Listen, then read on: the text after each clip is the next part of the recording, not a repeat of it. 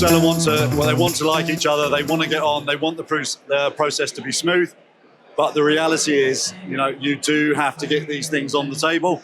And we'll always advise to people, have those few basic questions before you appoint a solicitor and you're paying everyone for their professional advice.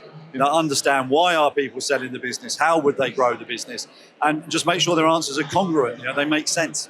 And you also mentioned some trends that you kind of see within buying and selling, consolidating smaller businesses rather than going for one big industry.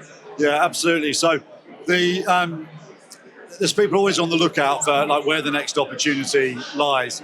So often they're looking at businesses that have grown organically. They might be small 1 or 2 person bands, but actually, they're hard to scale out as an individual. So the reverse strategy is to come out and acquire lots of them and then do things like centralized costs, centralized marketing, increase the margins that way. And at the moment, everyone's favourite seems to be cleaning businesses. But here last year, I said it would have been fire safety businesses, and it'll be something else next year.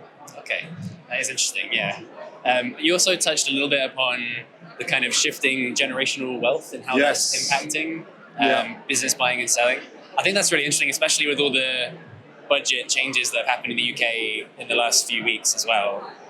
How do you kind of see that impacting buying and selling businesses? Yeah, it's an interesting one. As soon as the budget's announced, everybody holds their breath. Now, obviously, people aren't going to move if they don't know what capital gains, what it's going to cost them, etc. But the key drivers still remain. If you are selling because of ill health or retirement, or in the case of that generational wealth, often family firms where the younger generation don't want to take over anymore. So you see a lot of those coming to market. They're great businesses. They've normally got great trading history, but they're also ripe often for a bit of modernisation. So they can be very attractive to buyers.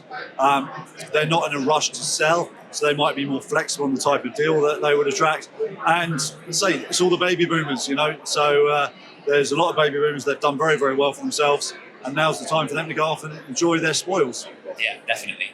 And you spoke a little bit as well about mistakes that buyers and sellers make.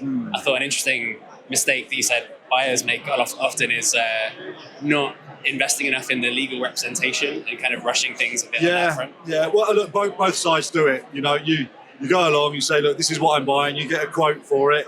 You don't really understand the process, you don't really understand the value. Your immediate reference point is what you paid in legal fees the last time you bought a house, which is not comparable. So people try and cut corners, but it's the biggest purchase of your life alongside or second to your property. So you just can't cut corners, and hence the expression, legal advice is expensive until it isn't. When it realises it's found something that would have cost you a fortune, then especially with changing deal structures. So it's so important, get great legal advice, I say all the time. Be it your accountant, be it your solicitor, get good legal advice. Definitely. And just as a last question, you also spoke a bit about selling your business confidentially.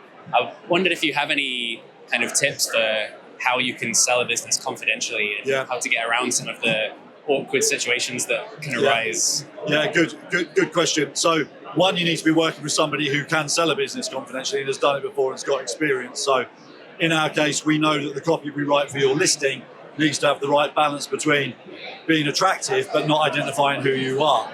So, case in point, you don't have which town you're in because you have what county you're in, as a for example. You make sure that NDAs get signed, non-disclosure agreements, very, very important. You also make sure that as the seller gets to sign off who sees the information, because they'll have competitors, they don't want to see it.